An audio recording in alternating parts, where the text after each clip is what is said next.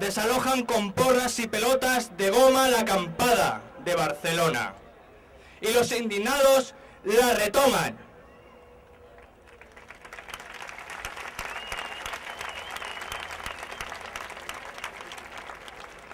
Ordenan a voz en grito: desaloja la plaza. Sin pensar demasiado, obedeces y golpeas. Elegiste el oficio más feo del mundo.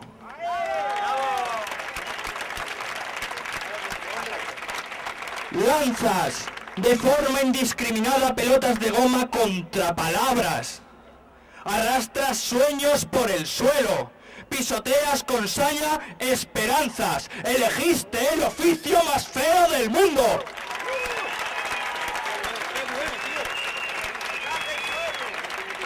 Y si el rostro de tu hija o el de tu padre, incrédulo, fuera quien te mira mientras cargas, no pienses demasiado. Ábrele la cabeza y descansa tranquilo en tu cama. Que no es culpa tuya, ya lo sabes. Elegiste el oficio más feo del mundo y no recuerdas la última vez que pensaste por ti mismo.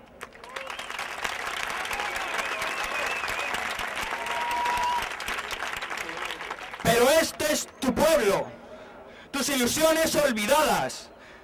Cambia tus armas por versos, tu violencia por paciencia. Despierta del mundo de los muertos, que los vivos tenemos tu silla preparada.